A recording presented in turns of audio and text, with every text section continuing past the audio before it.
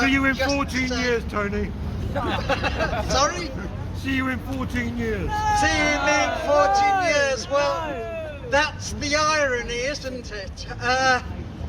If you oppose genocide that's happening in Palestine, then you are liable under a complete legal pretext to 14 years in prison.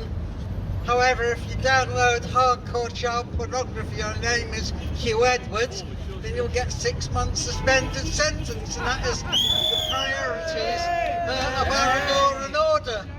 Of course, we all know what it is really about, and it's using the terrorism laws not to fight terrorism or bombs in marketplaces or whatever.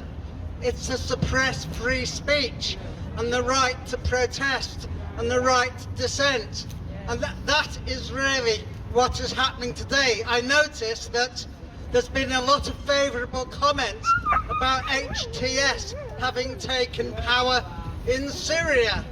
Now, excuse me, forgive me if I'm wrong, but aren't they a proscribed organisation? And yet we've had lots of favourable comments in the press and the media and the BBC, and I don't see the anti-terror police feeling any colours in that direction. So I think we know what it's about. It's not about terrorism.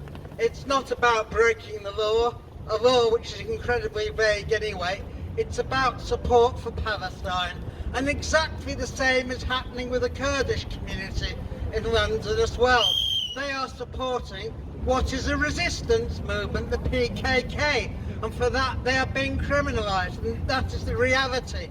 If you support a national liberation or a resistance movement today, you're in danger of being criminalised, because it's a political view of our rulers that colonisation and settler colonisation is a good idea, and resistance to it is a bad idea.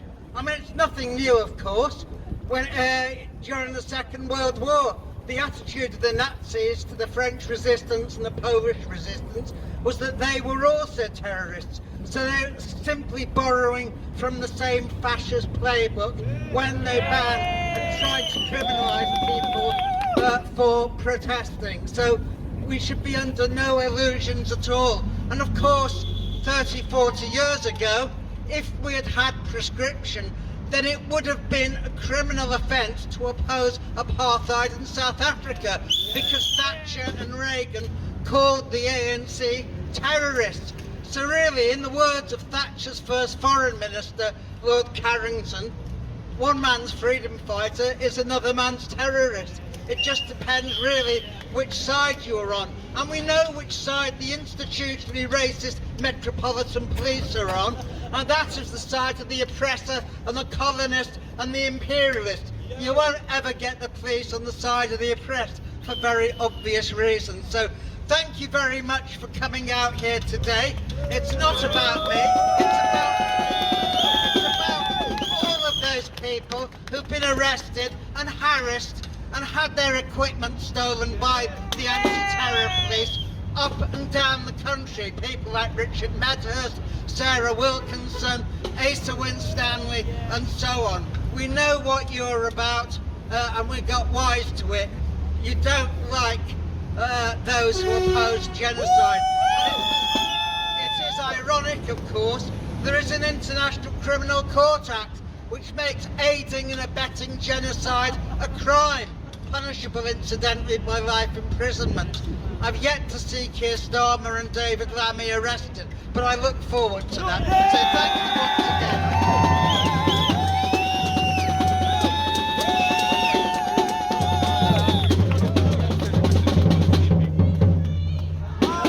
Fighting, keep resisting, will win.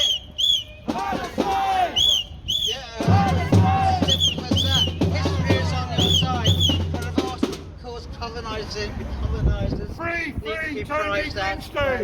Free Tony Greenstein! Justice is on your side, and you will win the election.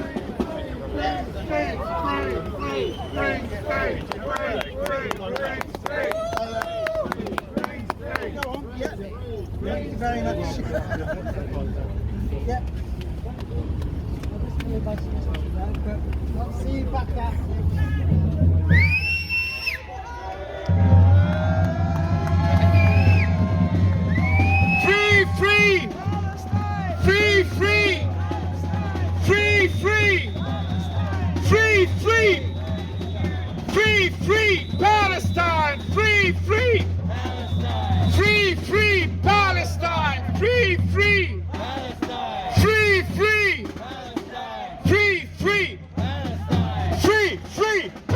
Greenstein.